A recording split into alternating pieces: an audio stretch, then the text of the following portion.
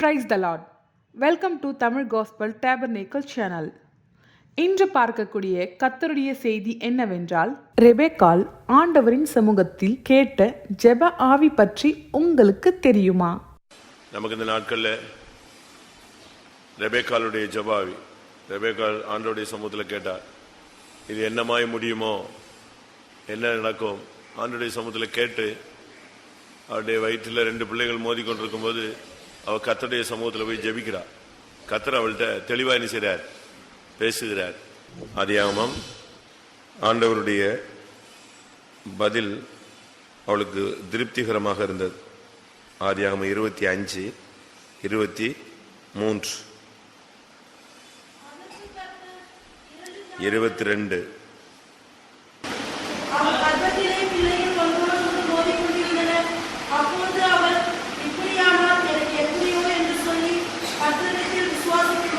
விசாரிக்கும்படி போனாள். இப்படியானால் எனக்கு எப்படியோ. அவளுக்குள்ள ஒரு மனக்கலக்கமும் போராட்டமும் இருந்துகிட்டே இருந்துச்சு. இப்ப போய் ஆண்டவர்கிட்ட போய் கேட்டு விசாரிக்க போனான். கர்த்தர் அவள்கிட்ட தெளிவா பேசினார். ஒரு ஜெபம் தான், ரொம்ப சிம்பிள் தான். ஆண்டவருடைய பாதத்தில் போய் உட்கார்ந்து கொஞ்ச நேரம் போராடினான்.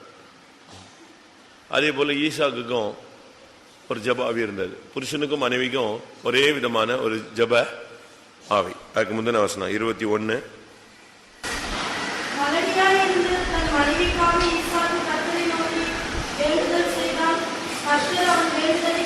கேட்டல்லினார். பாத்தீங்களா?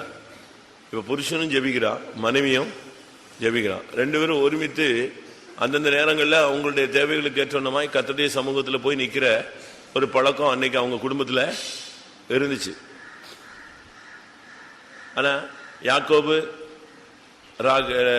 ராகேல் இந்த எடுத்தீங்கன்னா 2 பேரும் சண்டையை தான் போட்டுட்டு இருப்பாங்களே தவிர 2 பேருக்கும் ஜெபம் கிடையாது. அவங்களுடைய லைஃப் வித்தியாசம். ஆனா அவங்களுடைய தகப்பன் தாயினுடைய நிலவரம் நல்ல ஒரு ஆவிக்குரிய அனுபவம். ஆதியாகமம் 30:1-2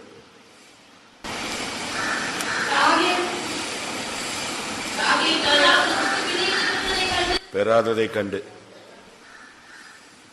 தமிழ்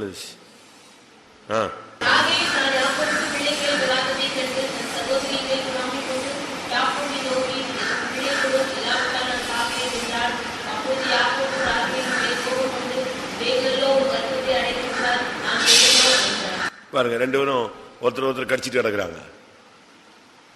இவ போய் என்ன சொல்றா? பிள்ளை கூட இல்லைன்ட்டு நான் என்ன செய்யறேன்? சாகுறேன். அவன் என்ன சொன்னா? நான் என்ன தேவனா? வேலையை பாரு. இப்படிதான் வீட்டுக்குள்ள சண்டை நடந்துட்டு இருந்துச்சு. ஆனா அதே நேரத்தில் இவங்க தாய் தேவப்பன பாருங்க, தன் மனைவிக்காக ஈசாக்கு கர்த்தரை நோக்கி வேண்டுதல் பண்ணினார். அவள் தன்னுடைய வயிற்றில் இருக்கிற பிள்ளைகள் நிமித்தம் அவள் கர்த்தருடைய சமூகத்தில் போய் வேண்டுதல் பண்ணார். அதனால நம்முடைய பிரேயர் லைஃப் நம்முடைய ஃபேமிலியில புருஷனுக்கும் மனைவிக்கும் நல்ல ஒரு ஜபாவி இருக்கணும். அந்த ஜபாவி இல்லைன்னு சொன்னா ஒன்று கடிச்சுட்டு தான் இருக்கும். எலியும் பூனையும் மாதிரி தான், அடுத்து பாம்பும் கீரியும் மாதிரி தான். ஒரு வீடுகள் இப்படி இருந்தா எப்படி இருக்கும்? தவளை தண்ணிக்கு இழுத்துச்சான், ஓனா எங்க இழுத்துச்சு? வேலிக்கு இழுத்துச்சு. இது 2 எங்க போய் சேர்றது? சொல்லுங்க. இன்னைக்கு அநேக குடும்பங்கள்ல இப்படித்தான் இருக்கு. ஒரு ஆளுக்கு ஜபம்னா இன்னொரு ஆளுக்கு ஜபம் இல்லை, 2 பேரும் சேர்ந்து ஜபம் கிடையாது, ஒரே அடி. ராகேல் போய் நான் சாகுறேன், அவன் சொன்னா நீ சாவு, அப்படிதான் பேசியிருந்தான். இப்படி இருந்தா குடும்பம் எப்படி இருக்கும்? ஆனா அதே நேரத்தில் அவங்க அப்பாவும் இருக்க தன்னுடைய மனைவிக்காக போய் என்ன செஞ்சா? தகப்பன் ஜெபிக்கிறான். தன்னுடைய ஒய்ஃபுக்காக ஜெபம் பண்ண, ஒய்ஃப் போய் தன்னுடைய பிள்ளைகளுக்காக ஜெபம் பண்றான். என்ன நம்ம ஜெபம் பண்ணலாம்.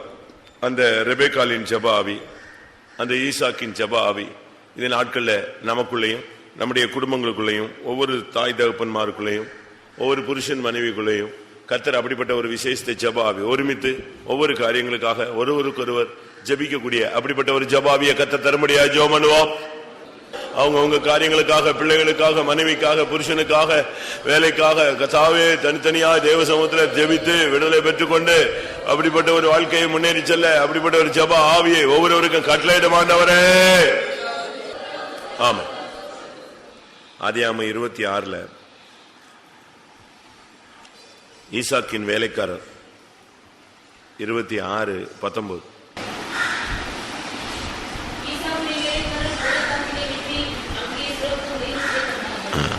ஈசாக்கினுடைய வேலைக்காரங்க கொஞ்சம் நல்ல வேலையாட்கள். அவங்க துறவை தோண்டுகிறவர்கள். நம்முடைய ஜீவியத்தில் இந்த துறவு தோன்ற ஒரு பழக்கம் இருக்கணும். மூடி போட்ட துறவுகள், அடைக்கப்பட்ட கதவுகளை திறப்பது, நஷ்டப்பட்ட காரியங்களை மறுபடி பெற்றுக்கொள்வது, எதெல்லாம் நம்முடைய கடந்த கால ஜீவியத்தில் நாம் விட்டுட்டோமோ அதை மறுபடி தேவ சமூகத்தில் என்ன செய்யணும்? பெற்றுக்கொள்ளணும். அப்பதான் நம்மிடத்துல எப்பொழுதுமே ஒரு சுரக்கும் நீரூற்று இருக்கும். நமக்குள்ள எப்பொழுதுமே ஒரு ஆசீர்வாதம் இருந்துகிட்டே இருக்கணும். ஈசாக்கின் வேலைக்காரர்கள் எப்படிப்பட்டவங்கன்னா, விடாம தோண்டிக்கிட்டே இருப்பான். விடாம அவங்க அந்த வேலையை செஞ்சுட்டே இருப்பான். நீங்க அதுக்கு அடுத்த வசனத்தை பாத்தீங்கன்னா 20ஆம் வசனம்.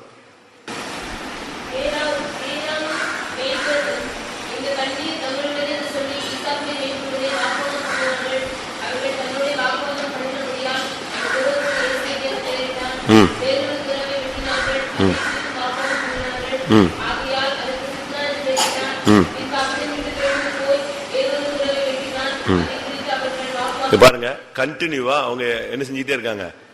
துறவை வெட்டிட்டே இருக்கிற. விடாம நம்ம ஆசீர்வாதத்துக்காக போராடிட்டே இருக்கணும்.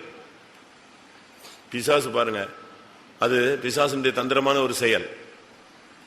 ஏற்கனவே இந்த துறவெல்லாம் இருந்ததுதான். துறவை யாரு என்ன பண்ணிட்டா? மண்ணெலி போட்டான். 14ஆம் வசனம், 14-15.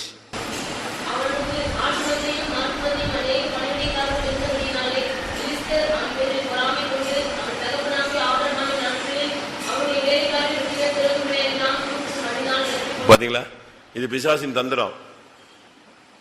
நமக்கு ஆரம்ப காலத்தில் இருந்த அந்த ஜெபம், அந்த விசுவாசம், அந்த பரிசுத்தம், அந்த பிரதிஷ்டை, அந்த தெய்வீகம், நமக்குள்ள இருக்கிற சாந்தம், நமக்குள்ள இருக்கிற அமைதி, நமக்குள்ள இருக்கிற கீழ்ப்படிதல், இப்படி பல காரியங்கள் உண்டு.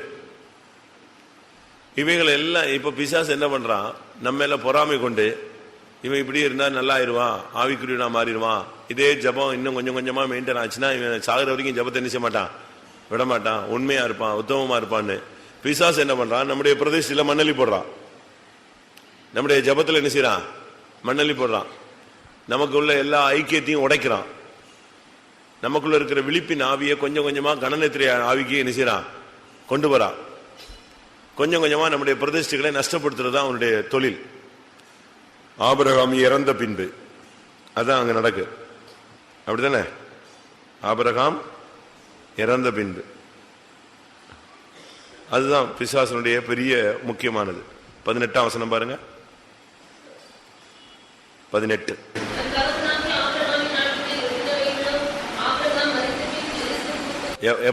எப்ப தூத்து போட்டான்? பெலிஸ்தர் ஆபிரகாம் மரித்த பின் அவைகளெல்லாம் என்ன செஞ்சாச்சு? தூர்த்து போட்டான். விசுவாசம் குறைய குறைய, பிரதிஷ்டை குறைய குறைய இவன் மண்ணலி போட்டுக்கிட்டே இருப்பான். இப்ப நீங்க யோசிச்சு பாருங்க, எத்தனை பேர் பிரதிஷ்டையில மண்ணலி போட்டாச்சு? மண் இருக்கா? இந்த சாப்பாட்டுல மண்ணள்ளி போட்டா எப்படி இருக்கும்? சாப்பிட முடியுமா? மண் அள்ளி போட வேண்டாம், ஒரு கல் கிடக்கட்டுமே, இல்ல கொஞ்சம் மண் இருக்கிற மாதிரி ஒரு ஃபீலிங் இருக்கட்டுமே, எப்படி இருக்கும்? அதே போலதான் பிசாசு நம்முடைய பிரதிஷ்டை, நம்முடைய தீர்மானம், நம்முடைய மேன்மை, இதெல்லாம் கொஞ்சம் கொஞ்சம் கொஞ்சம் கொஞ்சமா என்ன செய்யறான்? உடைக்கிறதுக்கு ட்ரை பண்றான். இது பிசாசனுடைய ஒரு பெரிய தந்திரமான ஒரு செயல். அவன் வஞ்சிக்கிற ஒரு ஆவி. அவனுக்கு இந்த ஆவி வரும்போது அவன் மெல்ல மெல்ல மெல்ல மெல்ல நம்முடைய துறவு, நம்முடைய ஆசீர்வாதத்தின் ஊற்றுகளை மண்ணலி போட்டு மூடிட்டே இருப்பான். ஆனா இங்க என்ன நடந்துச்சு? ஈசாக்கின் வேலைக்காரர் மறுபடி மறுபடி மறுபடி அதை நெஞ்சான், தோண்டான். ஒரு இடத்துல தோண்டா பிரச்சனை, அடுத்த இடத்துல தோண்டா பிரச்சனை, அடுத்து அவங்க விடுறதே இல்லை. ஈசாக்கின் வேலைக்காரர் வாக்குவாதம் பண்றவங்க கிடையாது. ஈசாக்கின் வேலைக்காரர் அவங்களுடைய மைண்ட்ல வாக்குவாதம் முக்கியம் அல்ல. எது முக்கியம்? ஆபிரகாமுடைய மேய்ப்பருக்கும் லோத்தினுடைய மேய்ப்பருக்கும் என்ன உண்டாயிருச்சு? வாக்குவாதம் உண்டாயிருச்சு. ஆனா ஈசாக்கின் வேலைக்காரர் வாக்குவாதம் வந்தா ஒதுங்கி போய்கிட்டே இருப்பான். அதான் அவனுடைய ஹேபிட். வாக்குவாதமா, ஆர்குமெண்டா, அந்த இடத்த விட்டு எஸ்கேப். வாக்குவாதம் பண்ணினார்கள், அந்த இடத்துக்கு சித்னா என்று பெயரிட்டான். உடனே அவங்க விட்டான், ரைட் வேண்டாம், அடுத்த இடத்துக்கு. அவங்களுக்கு இந்த அந்த நோய் கிடையாது. எந்த நோய்? வாக்குவாதம் ஒரு நோய் தானே இருக்கா? வாக்குவாதம் ஒரு நோய். ஆர்குமெண்ட் பண்றது அது திறமை அல்ல, அது என்னது? நோயின் தான் பைபிள் சொல்லுது. 1 தீமோத்தேயு 4:6 6:4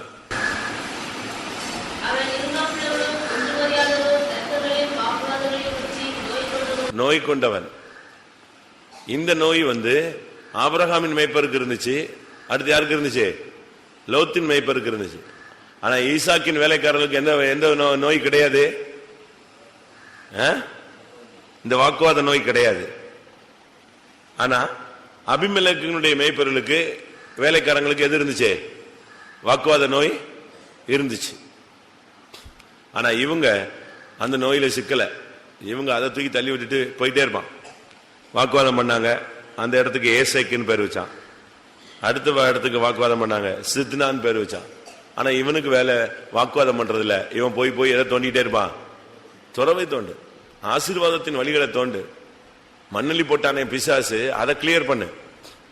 உன் கிருபையில மண்ணலி போட்டான், உன் ஜபத்துல மண்ணலி போட்டான், உனக்கு இருக்கிற சமாதானத்துல மண்ணலி போட்டான். எதுலாம் மண்ணலி போட்டாச்சு பாருங்க.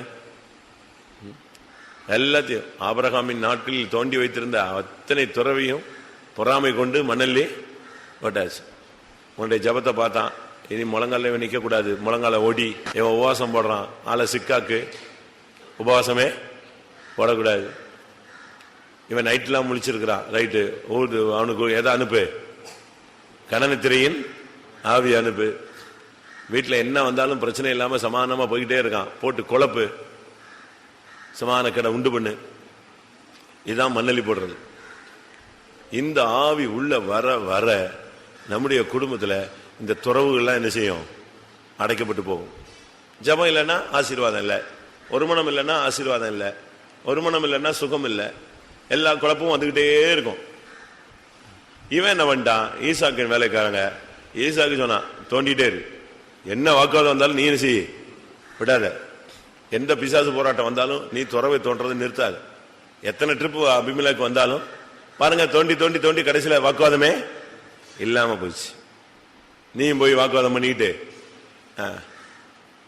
நீ 2 காலுங்க, அவன் 3 காலுங்க, அவன் 4 காலுங்க, நீ யாரு நான் யாரு, புருஷ மனைவிக்குள்ள பயங்கர ஈகோ, நீ பெரியவளா நான் பெரிய ஆளா, நான் பணம் கொண்டு வந்தனா நீ பணம் கொண்டு வந்தனா, இது யாரு வீடு, இது என் வீடு, இது வண்டி யாருது, இப்படியே வாக்குவாதம் பண்ணி பண்ணி பண்ணி ஜீவி. இன்னைக்கு பாருங்க, அநேக வீடுகளில் பிசாசு மண்ணலி போட்டான், நல்ல ஸ்ட்ராங்கா மண்ணலி போட்டு துறவெல்லாம் மூடியாச்சு. இன்னைக்கு நம்முடைய விசுவாசிகள் தோண்டணும், நம்முடைய வேலைக்காரர்கள், நம்முடைய விசுவாசிகள், தேவனுடைய பிள்ளைகள், உங்களுடைய ஜீவியத்தில் பிசாசு எதெல்லாம் மண்ணலி போட்டு மூடி இருக்கானோ அதெல்லாம் மறுபடியும் தோண்ட முடியுமா? தோண்டலாமா? தோண்டலாமா? நல்லா தோண்டணும். ஆண்டவருடைய சமூகத்தில் கிடந்து உங்களுடைய பிரதிஷ்டைகள் எல்லாம் மறுபடியும் தோண்டி கண்டுபிடிங்க. புதைந்து போன பிரதிஷ்டை, புதைந்து போன எல்லாத்தையும் நீங்க தோண்டுங்க. மறுபடியும் உங்களுடைய ஜபத்துக்கு வாங்க, மறுபடியும் உங்கள் பிரதிஷ்டைக்கு வாங்க, மறுபடியும் உங்களுடைய அமைதி தன்மைக்கு வாங்க, மறுபடியும் அந்த விழித்திருந்து போராடுற தன்மைக்கு வாங்க. நம்ம எல்லாரையும் ஈசாக்கின் வேலைக்காரராய் மாற்றி பிசாசு தூர்த்து போட்ட எல்லா துறவுகளையும் தோண்டி மறுபடியும் ஆசீர்வாதங்களை கண்டடைய கர்த்தர் எல்லாருக்கும் உதவி செய்ய முடியாது. ஜெபம் பண்ணுவோம். மண்ணல்லி போட்டு ஆசீர்வாதங்களை தூர்த்து போட்டு விட்டானோ அவைகளை மறுபடி தோண்டி, கர்த்தாவே அவைகளை மறுபடியும் துறவுகளை காண, மறுபடியும் இழந்து போன நன்மைகளை காண, பெற்றுக்கொள்ள, அனுபவிக்க கர்த்தர் அருள் செய்ய முடியாது. ஜெபிக்கிறோம். எந்தெந்த சூழ்நிலைகளிலே நம்முடைய ஆசீர்வாதங்கள் தூர்த்து போடப்பட்டதோ அவைகளை மறுபடியும் தோண்ட எல்லாருக்கும் கர்த்தர் உதவி செய்ய முடியாது. ஸ்தோத்திரம் பண்ணுவோம்.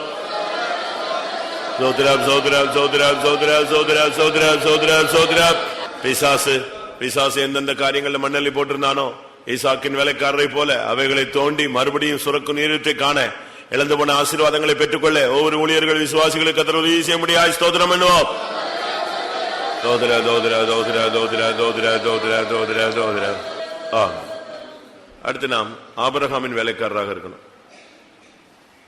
ஆபிரகாமின் வேலைக்காரர்னு சொன்னா அவங்க எல்லாத்துக்கும் ரெடி. ஒரு ஊழியக்காரன், ஒரு விசுவாசி எந்த ஒரு வேலையும் தெரியாதுன்னு சொல்லக்கூடாது, செய்ய முடியாதுன்னு சொல்லக்கூடாது. தெரியலன்னா தெரிஞ்சுக்கணும், முடியாதுனாலும் அதை என்ன செய்யணும், கஷ்டப்பட்டு செயல்படுத்தணும். என்னை பலப்படுத்துகிற கிறிஸ்துவினால் எனக்கு எல்லாவற்றையும் செய்ய வேண்டும். ஒரு சிலர்லாம் சொன்ன உடனே நம்ம வாயில பாதி சொல்லிட்டு இருப்போம் இந்த வேலைன்னு, அதுக்குள்ள எனக்கு தெரியாதுவாங்க. பார்த்துருக்கீங்களா? அப்படி ஆளுங்களை பார்த்துருக்கீங்களா? பாதி தான் சொல்லிட்டு இருப்போம், அதுக்குள்ள எனக்கு தெரியாது. இன்னும் ஒரு சிலர் கொஞ்சம் தான் பேசிட்டு இருப்பாங்க, இவங்களுக்கு புரிஞ்சுக்கும் ஏதோ ஒன்று சொல்ல போறாங்கன்ட்டு, உடனே எனக்கு முடியாது சொல்லுவாங்களா? சொல்றீங்களா? இன்னும் ஒரு குரூப் எப்படி இருக்கு, சொல்லிட்டு இருக்கும் போதே தெரியாதுங்க, முடியாதுங்க, நான் போக மாட்டேன்றாங்க. ஒரு காரியத்தை கேட்டு முடிக்கிறதுக்குள்ள இவங்க எங்க போயிடுவாங்க, ஃபைனலுக்கு போயிடுவாங்க. அப்படி அது மனப்பூர்வம் இல்லாத ஒரு தன்மை. உன்னால முடியலனாலும் தேவனத்திலிருந்து கிருபை பெற்று என்ன செய்யணும், அந்த காரியத்தை செய்யணும். 4 பேருக்கெல்லாம் சோறு பொங்க முடியாது, 7 பேருக்கெல்லாம் சோறு பொங்க முடியாது, இவ்வளவு நேரம் நான் கஷ்டப்பட்டேன் அப்படிதான் நம்ம சொல்லுவோம். திடீர்னு ஆபிரகாமுடைய வீட்டுக்கு 3 பேர் வந்துட்டாங்க. யாரு?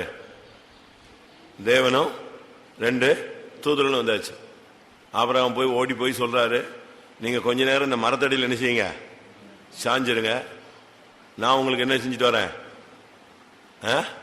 ஆகாரம் ரெடி பண்ணிட்டு வரேன். ஓடி போனாரு, ஒரு ஆட்டுக்குட்டியை பிடிச்ச, ஒரு கன்றுக்குட்டியை பிடிச்சிட்டான். அடுத்து உடனே 3 படி மாவு எடுத்து யார் கையில கொடுத்தாச்சு, சாரால் கையில கொடுத்தாச்சு. நீ போய் சீக்கிரமா ரெடி பண்ணுன்னு வாசிங்க. ஆதியாகமம் 18:7, 6:7.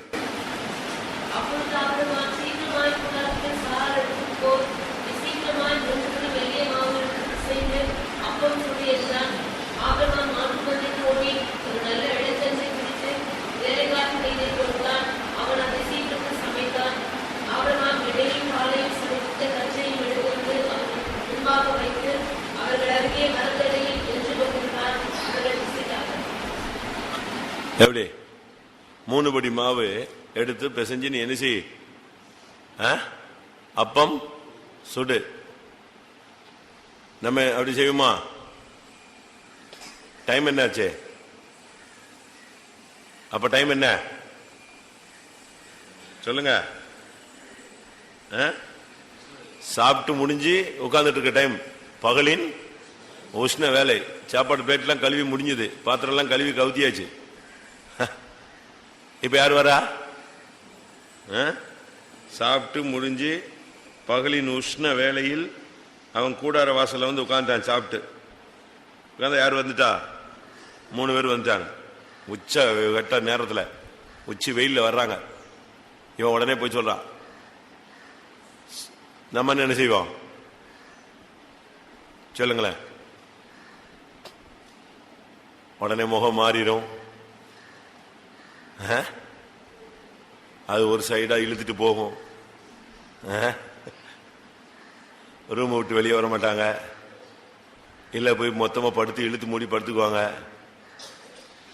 இல்லைன்னா காலையில இருந்தே டயர்டு தான், நான் இவ்வளவு நேரம் கஷ்டப்பட்டு தான் என்ன செஞ்சேன், உங்களுக்கே சோறு பொங்குனது இவ்வளவு நேரம் ரொம்ப கஷ்டப்பட்டு தான் செஞ்சேன்.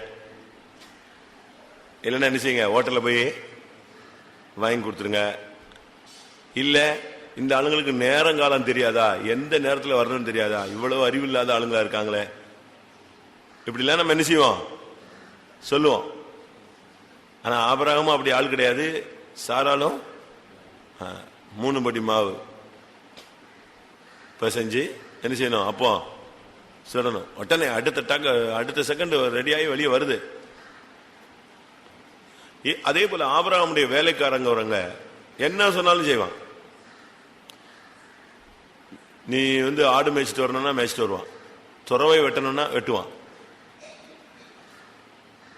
அவங்களுக்கு எனி டைம் என்னது அதுதான். நீ மேய்க்கணும், ஆடு மேய்ச்சிட்டு வானா ஆடு மேய்ச்சிட்டு வருவான்.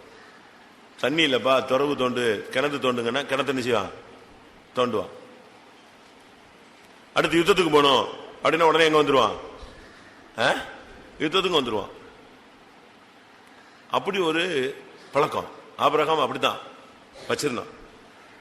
ஆதியாகமம் 14ஆம் அதிகாரம் 14ஆம் வசனம் 14. சகோதரர் சிலையாக கொண்டு போகப்பட்டதை ஆபிராம் கேள்விப்பட்டபோது அவர்கள் வீட்டில் இருந்த கைப்பிடித்தவர்களாகிய 318 ஆண்களும் 1000 கற்பித்து நான் என்னும் ஊர் மட்டும் அவர்களை தொடர்ந்து. இங்கே பாருங்க, அவனுடைய வீட்டில் பிறந்த கைப்பிடிந்தவர்களாகிய 318 ஆட்கள். அவன்கிட்ட இருந்தது மொத்தமே எவ்வளவு பேர் தான்? 318 பேர் தான். இவங்கெல்லாம் எங்க பிறந்தவங்க? ஆபிரகாமுடைய வீட்டில் பிறந்தவங்க, விசுவாச பள்ளியில் பிறந்தவர்கள். ஆபிரகாம் யாரு? விசுவாசத்தின் தகப்பன். அந்த பள்ளியில் அந்த ஸ்கூல்ல இவங்கெல்லாம் பிறந்து வளர்ந்தவங்க, படிச்சவங்க. ஒன்னு ஆடு மேய்க்கணும்னா ஆடு மேய்க்க போவான், துறவு வெட்டணும்னா துறவு வெட்டுவான். அடுத்து சண்டைக்கு போனோம், யுத்தம் கிளம்பணும், உடனே புறப்பட்டாங்க. அங்க 4 ராஜாக்கள் 5 ராஜாக்களை சிறைப்பிடிச்சிட்டாங்க. 4 ராஜாக்கள் 5 ராஜாக்களை சிறைப்பிடிச்சிட்டான். இந்த 5 ராஜாக்கள் என்பது 5 புலன்களை காண்பிக்கிறது. இந்த 4 ராஜாக்கள்ங்கிறது துரைத்தனங்கள், அதிகாரங்கள், வான மண்டலங்களில் உள்ள பொல்லாத ஆவிகளின் சேனைகள், இப்பிரபஞ்சத்தின் அந்தகார லோகாதிபதிகளை காண்பிக்கிறது. இந்த 5 புலன்களை இந்த வான மண்டலங்களில் உள்ள பொல்லாத ஆவியின் சேனையும் இப்பிரபஞ்சத்தின் அந்தகார லோகாதிபதியை நினைச்சிட்டான், ஓவர்டேக் பண்ணிட்டான். இப்போ கண்ணுல ஜெயம் இல்லை, மூக்குல ஜெயம் இல்லை, வாயில ஜெயம் இல்லை, செவியில ஜெயம் இல்லை, வாழ்க்கையிலே ஜெயம் இல்லை. மெய், வாய், கண், மூக்கு, செவி, சரீரத்திலையும் ஜெயம் இல்லை, ஊழியத்திலையும் ஜெயம் இல்லை, ஜீவியத்திலையும் ஜெயம் இல்லை. எல்லாம் தோல்வி, மொத்தமா மாம்சீகமா மாறி போச்சு. காரணம், வானமண்டலங்களில் உள்ள பொல்லாத ஆவிகளின் சேனையும் இப்பிரபஞ்சத்தின் அந்தகார லோகாதிபதியும் கண்ட்ரோல் பண்றான். துரைத்தனங்களும் அதிகாரங்களும் இந்த ஆவிக்குரிய ஜீவியத்தை நஷ்டப்படுத்திடுச்சு. இதை கேள்விப்பட்ட உடனே இவன் தான் வீட்டில் பிறந்தவங்களை என்ன செஞ்சிட்டான்? கிளப்பிட்டான். வா எல்லாம் கிளம்புன்னு. அவங்களுக்கு எப்படி இப்படி ஒரு ட்ரைனிங் அவன் எப்படி கொடுத்திருந்தானே தெரியல. அவங்களுக்கு என்ன எதுதான் மேய்க்க தெரியும்? ஆடு மாதிரி கத்த தெரியும், ஆடை மேய்க்க தெரியும், ஆட்டுக்கு கொலை புடுங்கி போட தெரியும், ஆட்டுக்கு தண்ணி காட்ட தெரியும். ஆட்டுக்கு தண்ணி கிடைக்கலன்னா கிணத்தை தோண்டி என்ன செய்வாங்க? துறவு தேண்டி தண்ணி கொடுப்பாங்க. ஆனா இப்போ யுத்தம் உடனே பாருங்க, டக்குன்னு கிளம்பிட்டான். நமக்கு பாடுபடுகிற சிந்தையும் இருக்கணும், ஜெபிக்கிற சிந்தையும் இருக்கணும். ஒரு சிலருக்கு ரொம்ப பாடுபடுவாங்க, ஆனா என்ன இருக்காது? ஜெபம் இருக்காது. அது என்ன காரணம்? அது என்ன ஜீவியம் தெரியுமா? நல்லா விதைச்சிருவாங்க, தண்ணி பாய்ச்ச மாட்டாங்க. நல்லா விதைச்சிட்டு தண்ணி பாய்ச்சலன்னு என்ன ஆகும்? யோசிச்சு பாருங்க. நல்லா பாடுபடுறோம், மாடு போல பாடுபட. ஒரு பாஸ்டர் சொல்வார், பாஸ்டர் ஜோயல் சொல்வார் அடிக்கடி, மாடு போல பாடுபடுறாங்க, ஆனா அதே மாடு போல முட்டிடுறாங்க. முட்டி தூக்கிடுறது யாருனாலும். பாடுபடுறது எப்படிதான்? மாடு போல பாடுபடுறது, அடுத்து மாடு போல ஜல்லிக்கட்டு மாடு மாதிரி நெஞ்சிருது, அடிச்சு தூக்கி முட்டி தூக்கி குடல் கடல்லாம் சரிஞ்சிடும். அப்ப என்ன? அப்போ அவ்வளவு நேரம் பாடுபட்டதுல ஒரு சில வீடுகளில் பிரச்சனை காரணம் என்னன்னா, நல்லா கஷ்டப்பட்டு வேலை செய்வாங்க, ஆனா வாய் முட்டி மோதிடும். அதுதான் கேடு. இவங்க நினைச்சுக்கிறது நியாயம் பேசுறோம், நம்ம வாய் பேசுறாங்க. உன் கிருபையை நஷ்டப்படுத்திட்டேன்னு அர்த்தம், வாழ்க்கையை தொலைக்கிறேன்னு அர்த்தம். ஆபிரகாமுடைய வேலைக்காரங்க துறவும் தோண்டுவாங்க, ஆடும் மேய்ப்பாங்க, ஆனா அதே நேரத்தில் என்ன செய்வாங்க? ஜபத்திலையும் வந்து நிற்பான், யுத்தத்திலையும் வந்து நிற்பான். தாவீது சொல்லுகிறான், என்னுடைய கைகளை யுத்தத்துக்கு பழக்க வைக்கிறார், வெங்கல வில்லும் வளையும்படி யுத்தத்துக்கு பழக்க வைக்கிறார். வாசிங்க சங்கீதம் 18:34.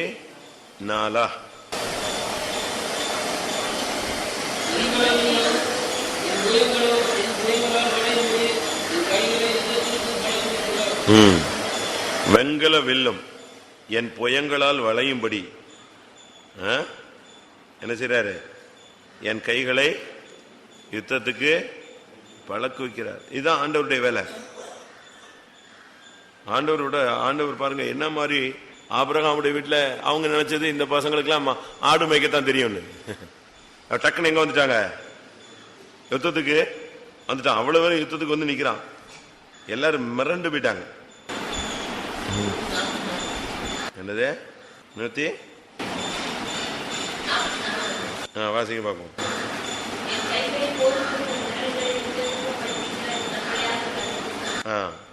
என் கைகளை இந்த சங்கீதத்தில் எழுதப்பட்டது எல்லாமே 2 சாமுவேல் 22:35 உள்ளதுதான் அங்க எடுத்து எழுதுறாரு. இதே சங்கீதம் தான் அங்க வருது.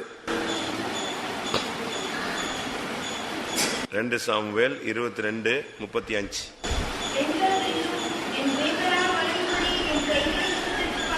இதுதான் அப்படி 18 சங்கீதத்தில் எழுதியிருக்கு.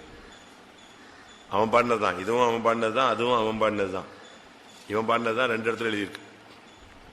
நான் என்ன சொல்ல வந்தேன்னா, ஆபிரகாமுடைய வேலைக்காரங்க பாடுபடுவாங்க, கஷ்டப்படுவாங்க, அதே நேரத்தில் ஜெபத்திலையும் யுத்தத்திலையும் என்ன செய்வாங்க? நிற்பாங்க. அதுபோல நம்முடைய விசுவாசிகள் பாடுபடணும், ஜெபம் பண்ணணும், தாழ்மையா இருக்கணும், அன்பாவும் இருக்கணும், கண்டிப்பா இருக்க வேண்டிய இடத்துல கண்டிப்பாவும் இருக்கணும், தெய்வீகமா இருக்க வேண்டிய இடத்துல என்ன செய்யணும்? தெய்வீகமா நடந்து கொள்ளணும், டீசெண்டா நடக்க வேண்டிய இடத்துல டீசெண்டா நடக்கணும். அதனாலதான் பவுல் சொல்றார், என்னை பலப்படுத்துகிற கிறிஸ்துவினாலே எனக்கு எல்லாவற்றையும் செய்ய பலன் உண்டு. என்னன்னாலும் செய்ய முடியும் கர்த்தருக்காக. அதனாலதான் தீமோத்தேயுல வாசிங்க, ஒருவன் சுத்திகரிக்கப்பட்ட பாத்திரமா இருந்தால் அவன் எந்த நற்கிரியைக்கும் ஆயத்தமாக்கப்பட்டவன். 2 தீமோத்தி 2:21.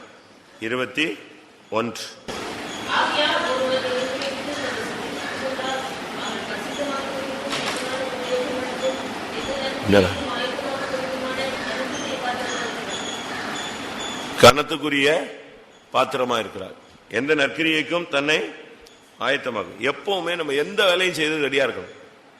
குப்பை அள்ளுறதுக்கு ரெடியா இருக்கணும், கோபுரத்தில் போய் உட்கார்றதுக்கு என்ன செய்யணும்?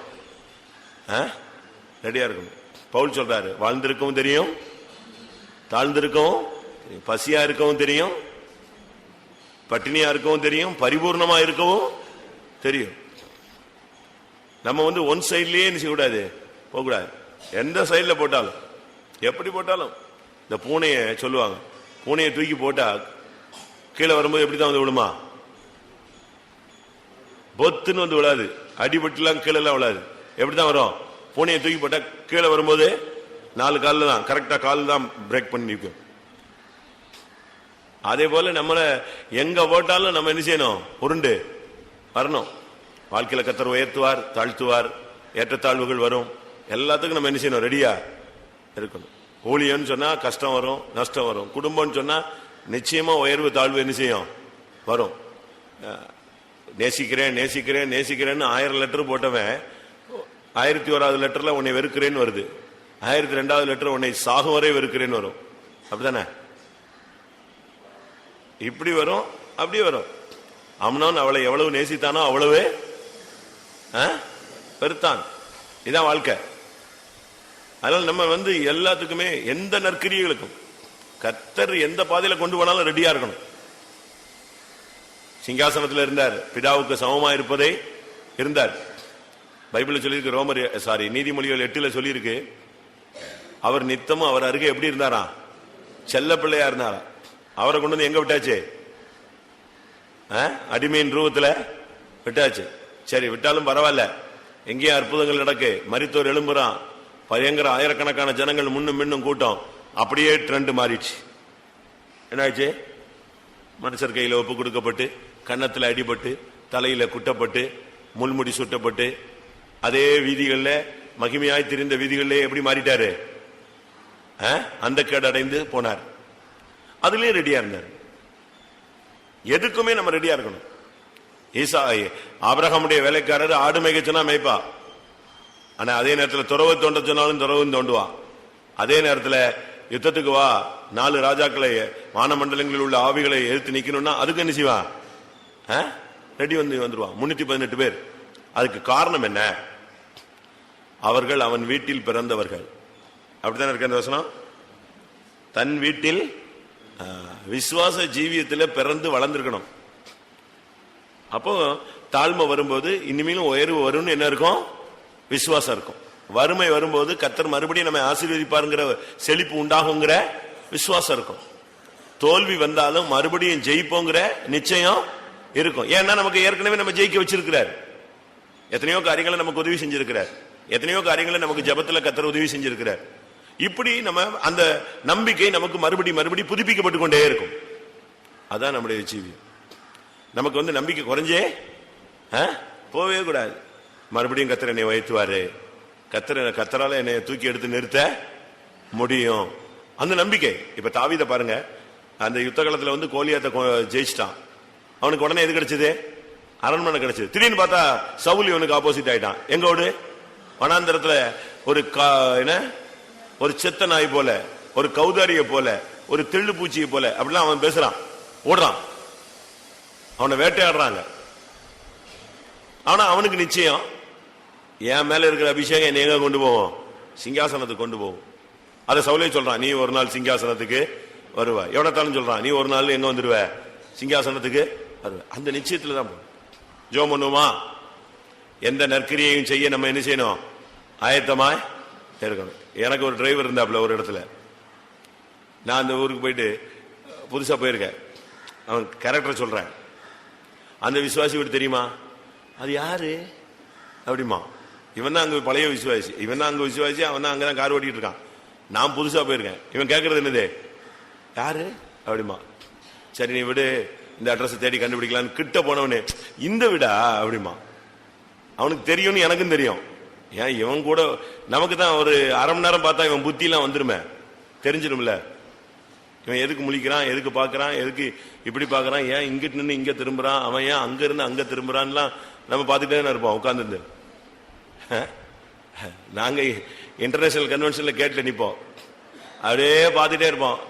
தம்பி அதோ போறான் பாரு, அவன் பின்னால போயிட்டே இருந்தா போதும், கரெக்டா போய் பிடிச்சிட்டு வந்துருவானுங்க. ஒரு மாதிரி டீம் போவாங்க. எங்களுக்கு தெரியும் இந்த கேஸ் எல்லாம் அட்டன் பண்ண கேஸ் எல்லாம். அந்த பிள்ளை போறா, போயிட்டே பின்னாலே போ, கரெக்டா எங்க நிக்கிறான்னு பாருனா கரெக்டா அங்க பெல் அடிச்ச மாதிரி அங்க போய் பிரேக் அடிச்சு நிக்க வேண்டி கப்புன்னு ஏர் பிரேக் தூக்கிட்டு வராமா. இவன் இந்த டிரைவர் கரெக்டா சொல்லுவான், அது தெரியலையே, அது எங்கேயே தெரியலையம்மா, எனக்கு தெரியும் இவன் கொண்டு போயிடுவான். அதனால கரெக்டா அந்த ஸ்பாட்ல கொண்டு போய் விட்டுட்டு, ஓ இவங்களா, ஆமா இவங்களை ஏற்கனவே தெரியுமா.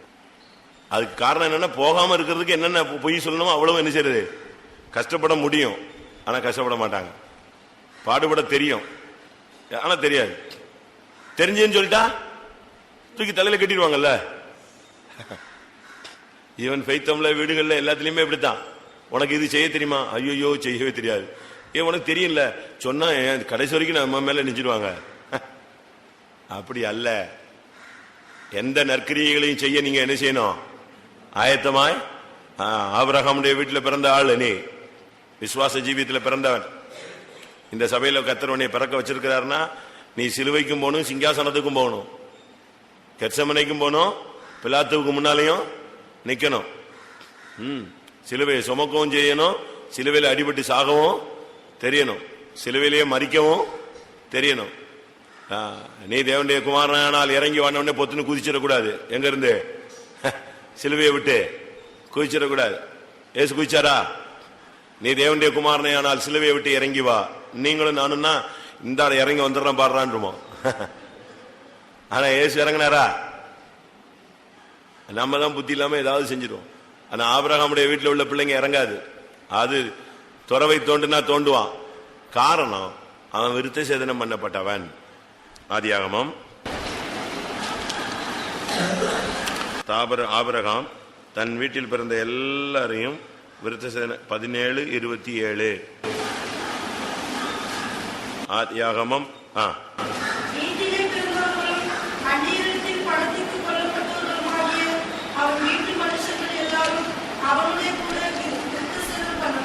எல்லாம் விருத்த சேதனம் பண்ணப்பட்ட டீம். அவ்வளவு பேச்சு, இருதயம், செவி, காது எல்லாம் அவனுக்கு எப்படி இருக்கும்?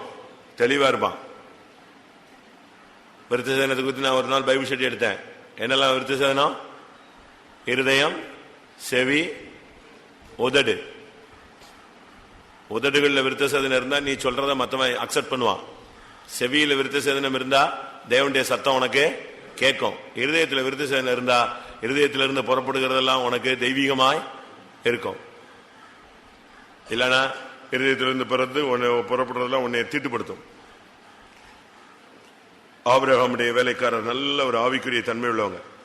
எந்த நற்கிரியை எதுனாலும் ரெடி. நீங்களும் அப்படி ரெடியா இருக்கணும். இந்த ஸ்போர்ட்ஸ்ல எல்லாம் பாத்தீங்கன்னா ஆல்ரவுண்டர்னு சொல்லுவான். அவனுக்கு பேட்டிங்கும் தெரியும், பவுலிங்கும் தெரியும், எதுலயும் என்ன செய்வான், எல்லாத்துலயும் சொல்லிக்கணும். ஒரு சிலருக்கு பாடுபட முடியாது, குனிய முடியாது, பாடுபட ஒப்பு கொடுக்க முடியாது. என் நுகத்தை நீங்கள் என்ன செய்துங்க, ஏற்றுக்கொள்ளுங்கள். அது என் நுகம் எப்படி இருக்கும், லகுவாயும் மெதுவாயும் இருக்கும். இந்த நுகத்துக்குள்ள உட்படாத மாட்டுக்கு என்ன நடக்கும், நுகத்துல உட்படுற வரைக்கும் என்ன நடக்கும், அடியும் குத்தும் தான் அது வரைக்கும். அது போலதான் கர்த்தரே நம்மள நுகத்துக்கு உட்படுற வரைக்கும் இப்படிப்பட்ட பாதைகள் என்ன செய்யறாரு, நடத்துகிறார்.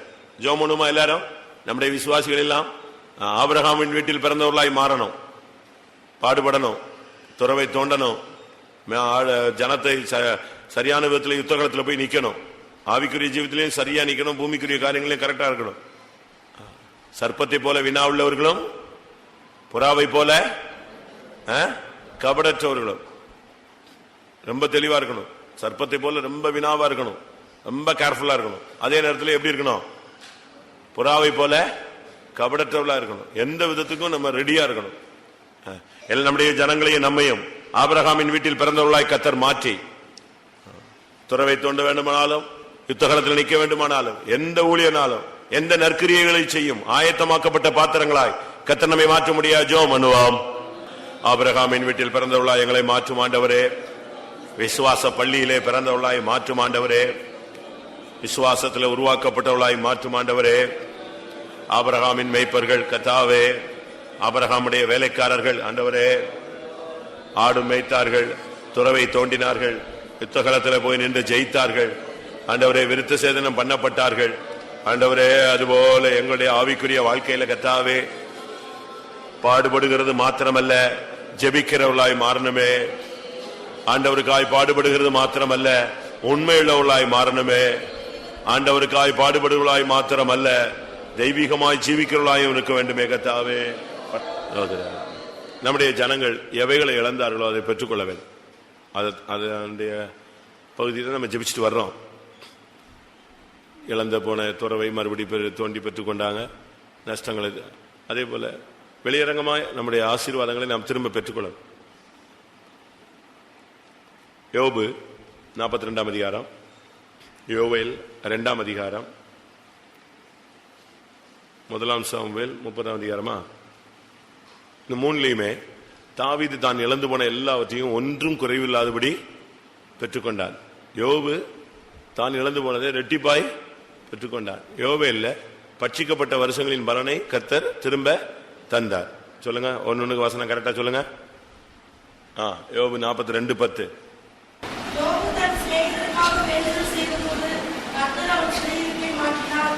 தப்பு.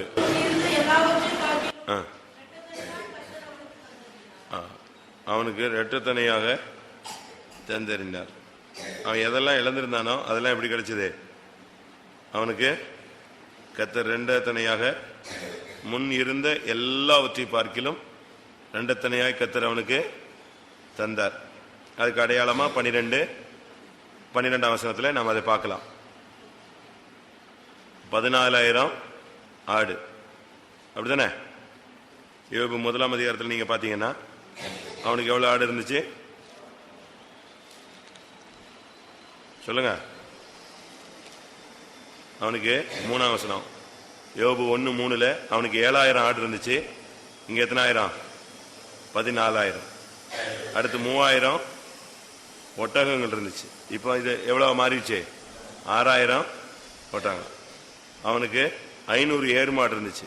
இங்க எவ்வளவு கிடைச்சது? 1000. அவனுக்கு 500 கழுதை இருந்துச்சு. இப்போ 1000. இப்போ ரெட்டிப்பாய் அது அவனுக்கு கிடைத்தது. யோவேல்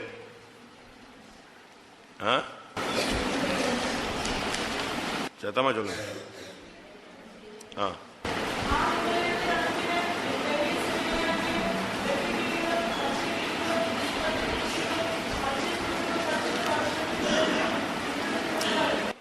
2:25 அந்த எதெல்லாம் பட்சிக்கப்பட்டதோ அதெல்லாம் நான் உங்களுக்கு என்ன செய்வேன், திரும்ப தருவேன்னு ஆண்டவர் சொல்றார்.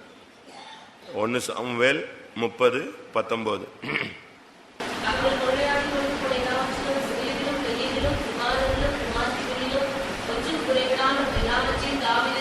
திருப்பி கொண்டான், எல்லாம் அப்படியே அவனுக்கு திரும்ப கிடைச்சது. ஜெபம் பண்ணலாமா? இந்த 3 வசனங்களை வச்சு, ஒன்று கொள்ளையா போயிருச்சு, இன்னொன்னு பட்சிக்கப்பட்டு போயிருச்சு, இன்னொன்னு எல்லாம் அழிஞ்சு போயிருச்சு. ஆனா அந்த யோபனுடைய காரியங்கள்ல ரெட்டத்தனையா கிடைச்சது. யோவேலுடைய காலங்கள்ல அதே பலனை திரும்ப அந்த பலன் கிடைத்தது. அதனால நம்ம ஜனங்கள் எதெல்லாம் இழந்திருக்காங்களோ, நன்மைகள், வீடு, நிலம், இப்படி பல காரியங்கள நன்மைகள் எல்லாம் இழந்து போன ஜனங்கள் உண்டு. கர்த்தர் அதெல்லாம் திரும்ப தரணும். ஆவிக்குரிய ஜீவிதத்தில் வந்துட்டு பின்பு விசுவாச பரீட்சைகளில பல காரியங்கள்ல அவங்க போயிருக்காங்க. நம்முடைய ஜனங்களுக்கு இழந்து போன நன்மைகள், இழந்து போன ஆசீர்வாதங்கள் எல்லாவற்றையும் கர்த்தர் திரும்ப இந்த வசனங்களின் அடிப்படையில் ஒன்றும் குறைவில்லாமல் திரும்ப தர முடியாது. ஜெபம் பண்ணுவோம். ஆமென். ஆண்டவரே, என்னென்ன நன்மைகள் என்னென்ன ஆசீர்வாதங்களை இழந்து போனார்களோ ஆண்டவரே, வீடு, வாசல், நிலங்கள், கர்த்தாவே எல்லா காரியங்களிலும் கர்த்தர் திரும்ப தர முடியாது ஜெபிக்கிற சுவாமி. பட்சிக்கப்பட்ட வருஷங்களின் பலனை திரும்ப தருவேன் சொன்னீரே, ஒன்றும் குறைவில்லாமல் தாவீதுக்கு திரும்ப கொடுத்தீரே. ஆண்டவரே, யோபுக்கு ரெட்டந்தனையாய் திரும்ப கொடுத்தீரே. கர்த்தாவே, நீர் எங்கள் தேவன். எங்களுடைய பிள்ளைகள் எதெல்லாம் இழந்தார்களோ நன்மைகளை அவைகளெல்லாம் திரும்ப ரெண்டத்தனையாக ஆண்டவரே திரும்ப தாரும் தாரும் தாரும் தாரும் தாரும், ஒன்றும் குறைவில்லாமல் தாரும் ஆண்டவரே. ஆம், நம்முடைய ஜனங்கள் இவைகளை இழந்தார்களோ, கிறிஸ்துவின் நிமித்தமும் இந்த உலகத்தின் போராட்டங்கள் மத்தியிலும் சத்துருக்கள் மனுஷர்கள் முன்பாக எவைகளை இழந்தார்களோ, எவர்களின் நிமித்தம் இழந்தார்களோ எல்லாவற்றையும் திரும்ப தர முடியாய் ஸ்தோத்திரம் பண்ணுவோம். Praise the Lord, praise the Lord. Praise the Lord, praise the Lord, praise the Lord, praise the Lord, praise the Lord, praise the Lord. ஆமென். அடுத்து நம்முடைய ஜனங்களுடைய பிரயாணங்களுக்காக ஜெபம் பண்ணுவோம். பிரயாணம் ரொம்ப முக்கியமானது. ஒவ்வொரு நாளும் எவ்வளோ பொல்லாப்புகள் நடக்கு. நம்ம நினைக்கிறோம் ஆண்டவருடைய பிள்ளைங்க அப்படி இப்படிலாம் நம்ம சொல்றோம். ஆனா எல்லாருக்கும் ஒரே விதமா என்ன செய்யுது சம்பவிக்கும். வாசிங்க பிரசங்கில, பரிசுத்தவானுக்கும் துன்மார்க்கனுக்கும் பாவிக்கும் எல்லாருக்கும் ஒரே விதமாய் சம்பவிக்கும். 9:1 பாருங்க, 2:2.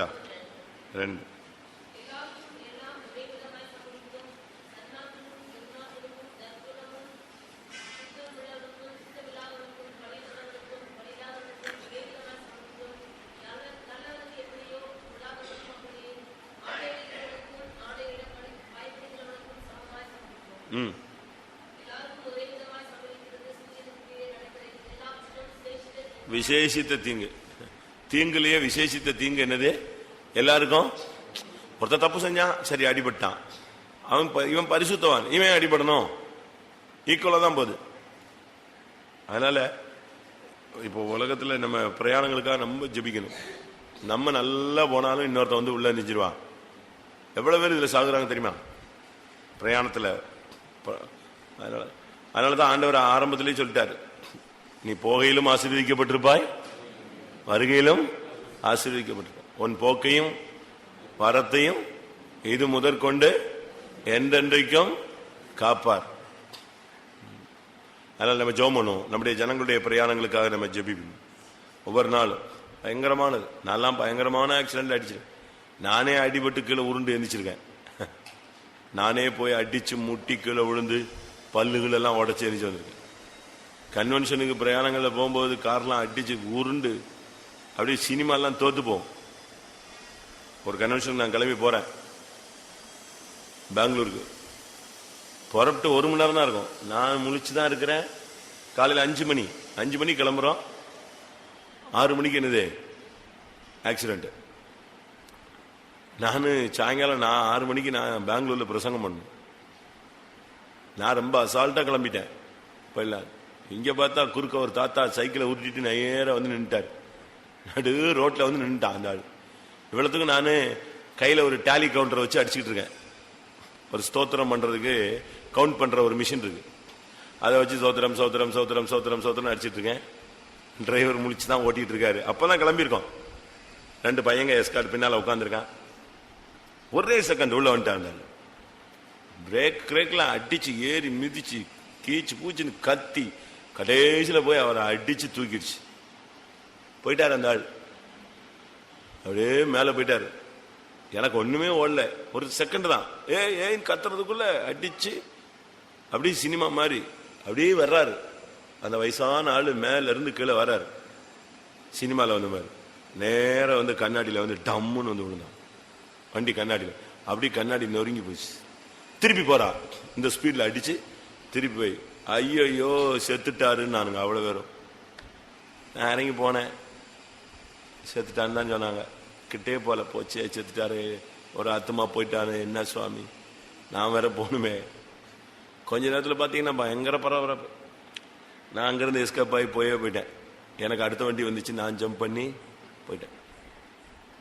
கடைசியில் இருந்தாலும் உயிரோட பொழைச்சிட்டாரு.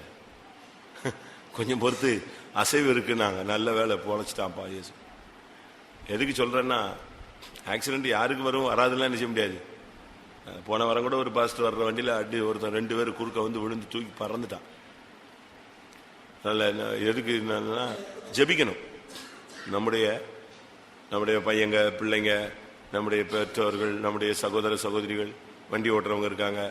நம்மளுக்கும் வண்டி என்ன செய்யுது, நம்ம சும்மா ஒழுங்கா போனாலும் இன்னொருத்தன் குறுக்க வந்து என்ன செய்வான், குறுக்க விட்டு நிற்பான். இதனால பாதிக்கப்பட்டு எவ்வளவு ஊழியக்காரங்க சோகமில்லாம கிடக்கிறாங்க தெரியுமா? எவ்வளவு ஊழியக்காரங்க. ஒரு பாஸ்டர் போன வண்டி, ஒரு சென்ட்ரல் கன்வென்ஷனுக்கு அந்த பாஸ்டர் போய்கிட்டு இருக்காரு. போயிட்டு இருக்கும்போது மலையில போயிட்டு இருக்கும்போது இன்னொரு ஒருத்தன் வண்டியை தட்டி விட்டு போயிட்டான். அப்படி பின்னால ஒரு இடி இடிச்சுட்டு அவன் போயிட்டான். அவன் இறங்கிட்டான். இவர் ஏறிக்கிட்டு இருக்காரு மலையில, அவன் இறங்கிட்டு இருக்கான். இறங்கிட்டு இருக்கவன் நல்ல ஸ்பீட்ல போகும்போது என்ன செஞ்சிட்டான், வண்டிய ஒரு தட்டு தட்டிட்டான். பின்னால தட்டின வண்டி இந்த வண்டி போய் 300 அடி பள்ளத்துல உருண்டுருச்சு. உருண்டு உருண்டு உருண்டு உருண்டு உருண்டு போகுது. யாருமே பார்க்கல. அது ஒரு மலையான இடம், யாரும் பார்க்கல. மலை தெரியல, இப்படி ஏறினா அங்க அந்த சைடுல அப்படியே ஏறும். அங்க இருந்து இந்த ரோட பார்க்கலாம். அந்த ரோட்ல போனவன் வந்துகிட்டு இருந்தவன் ஒருத்தன் பார்த்தான், ஒரு காரு கீழே உருண்டு போகுதுன்னு. அதுல வச்சுதான் அந்த பாஸ்டரை கண்டுபிடிச்சு வெளியெடுத்தாங்க. அதுல எல்லாம் ஊழியக்காரங்களுக்கு சரியான அடி. ஆனா எல்லாம் உயிரோட வந்துட்டாங்கன்னு வச்சுக்கோங்களேன். நம்ம ஜெபம் பண்ணலாமா? கொஞ்ச நேரம் பயந்துடக்கூடாது. சும்மா ஒரு தூண்டுதல், அதனால ஜெபிக்க சொல்றேன். நம்முடைய பிரயாணங்களுக்காக என்ன செய்யணும், இன்னொருத்த வந்து விழுந்து அடிபட்டாலும் நமக்கு தான் என்னது மன வருத்தம். ஒரு ஆத்மா அடிபட்டுடுச்சேன்னு திருப்பி அவனுக்கு செலவு, நம்ம போக வேண்டிய பிரயாணம் அவுட்டு, எல்லாமே என்னது கஷ்டம்தான், பயங்கர கஷ்டம். அதனால நம்மளால மற்றவங்களுக்கு கஷ்டம், அவங்களால நமக்கு கஷ்டம், மன வியாகுலம், வேதனை, இப்படி பல பிரச்சனைகள் இருக்கு. ஜெபம் பண்ணுமா? நம்முடைய ஊழியக்காரங்க, விசுவாசிகள், வாலிப பையங்க, நம்முடைய பிள்ளைகள், சின்ன சின்ன பிள்ளைகளுக்குலாம் இப்ப நம்ம வண்டி வாங்கி கொடுத்துறோம் இல்லையா?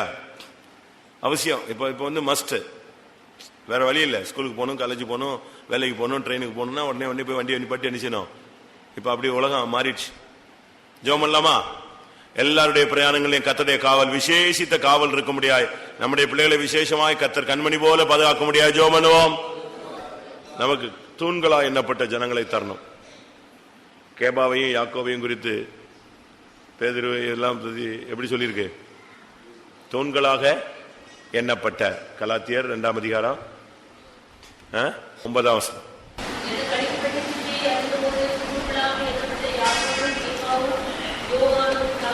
எப்படிப்பட்டவங்க அவங்க எல்லாம்? யாரு? தூண்களாக எண்ணப்பட்டவர்கள். கேபா, யோவான், யாக்கோபு, இவங்க 3 பேரும் தூண்களாக எண்ணப்பட்ட ஜனங்கள். ஆனா இவங்கெல்லாம் சாதாரணமாக இருந்தவங்க தான். பேதுரு, யோவான், பேதுரு இவங்கெல்லாம் யோவானுடைய சீஷர்கள், யோவான் ஸ்நானகனுடைய சீஷர்கள். ஆனா அவங்களெல்லாம் கர்த்தர் மாற்றி கொண்டு வந்து அவங்களை யாரா மாற்றினாரு? தூண்களாக நிப்பாட்டினார். அதுபோல தூண்களாக எண்ணப்படுகிற ஜனங்களை மற்ற இடங்கள் என்ன செய்யணும்? ஒரு பெரிய மரத்தை தான் வெட்டி எதா மாத்துறாங்க? தூணாக்குறாங்க. அதே போல பல இடங்கள்ல நாட்டப்பட்டிருக்கிற மரங்களை கர்த்தர் கொண்டு வந்து என்ன செய்யணும்? இங்க தூணா நிறுத்தணும். தூண்களாக எண்ணப்பட்ட கேபா. அதுபோல நாசரேத்துல தூண்களாக கர்த்தர் ஜனங்களை, புதிய ஜனங்களை கொண்டு வரணும். கொண்டு வந்து அவங்களை யாரா மாத்தணும்? சபைக்கு தூண்களாக கர்த்தர் மாற்ற முடியாது. ஜெபம் பண்ணுவோம்.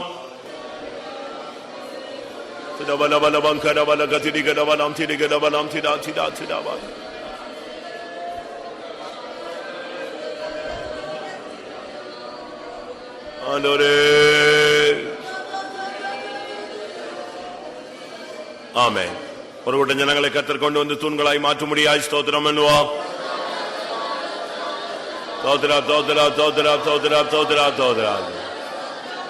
இப்பொழுதும் ஜெபத்துக்கு வந்திருக்கிற ஒவ்வொருடைய காரியங்கள், குடும்ப காரியங்கள், தொழில் காரியங்கள், தேவைகள் எல்லாவற்றையும் கர்த்தர் சந்திக்க முடியாக, ஒவ்வொரு குடும்பங்களையும் கர்த்தர் ஆசீர்வதிக்க முடியாது. ஜெபம் பண்ணுவோம். கர்த்தாவே, இப்பொழுது உம்முடைய சன்னிதானத்துக்கு வந்திருக்கிற பிள்ளைகளுக்காக ஜெபிக்கிறோம். அவருடைய பிரச்சனைகள் வாரங்களை மாற்றும், அவருடைய தேவைகள் வாஞ்சைகளை நிறைவேற்றும். ஆமென். இன்னைக்கு சாயங்காலம் உள்ள காத்திரு கூட்டத்தை கர்த்தர் பொறுப்பெடுக்க வேண்டும். தேவாவியானவர்கள் வர வேண்டும், ஜனங்களை கொண்டு வர வேண்டும், எல்லாரையும் உயிர்ப்பிக்க வேண்டும். எல்லாருக்குள்ளே ஒரு பெய்யான அபிஷேகத்தின் மூலமாக உள்ளாகிற ஒரு உருவாகுதல் காணப்பட முடியாது. ஜெபம் பண்ணுவோம். ஆமென். நமக்கு அடுத்த மாசத்துல நம்முடைய சென்டர்ல ஒரு மீட்டிங் இருக்கு. 21 இருந்து 26 வரை 6 நாள் கண்டினியூ பைபிள் ஸ்டடி. கர்த்தர் அதை பொறுப்பெடுக்க முடியாது. தேசத்துக்கும் நமக்கும் ஆசீர்வாதமாய் மாற்ற முடியாது. ஜெபம் பண்ணுவோம். அருமையான பிதாவை துதிக்கிறோம். இந்த ஆசீர்வதிக்கப்பட்டதான பகல் வேளைக்காக உங்களுக்கு நன்றி செலுத்துகிறோம். உபவாசத்தோடு கர்த்தருடைய சமூகத்தில் வந்து வேத வசனத்தின் வெளிச்சத்திலும் கர்த்தாவே பல விதங்களில தேவ சமூகத்தில் போராடி ஜெபிக்க நீர் எங்களுக்கு அருள் செய்ததற்காக உமக்கு நன்றி செலுத்துகிறோம். நாங்கள் ஜெபித்த காரியங்களை நீர் கேட்டிருக்கிறீர். பரலோகத்திலிருந்து ஆம் என்றும் ஆமேன் என்றும் ஆவியானவர் துருவம் பற்றி இருக்கிறபடினால உமக்கு நன்றி செலுத்துகிறோம். இன்னும் பரிசுத்தவான்கள், ஜனங்கள், குடும்பங்கள், ஆவிக்குரிய பகுதி எல்லாவற்றையும் உடைய கரத்தில் ஒப்படைக்கிறோம். ஊழியத்தை முற்றிலுமாய் சமர்ப்பிக்கிறோம். இன்னைக்குள்ள கூட்டங்களை பொறுப்படும் ஆவியானவரை கர்த்தாவே நீர் கடந்து வர முடியாது ஜெபிக்கிறோம். தொடர்ச்சியாக நீர் சபையை நடத்தும், உடைய நாளுக்கு தகுதிப்படுத்தும். இயேசுவின் நாமத்தில் வேண்டிக் கொள்கிறோம் பிதாவே. என் ஆத்மாவே கர்த்தரை ஸ்தோத்திரி, என் முழு உள்ளமே பரிசுத்த நாமத்தை ஸ்தோத்திரி. என் ஆத்மாவே கர்த்தரை ஸ்தோத்திரி, அவர் செய்த சகல உபகாரங்களையும் மறவார். ஆமென். அல்லேலூயா. ஸ்தோத்திரம்.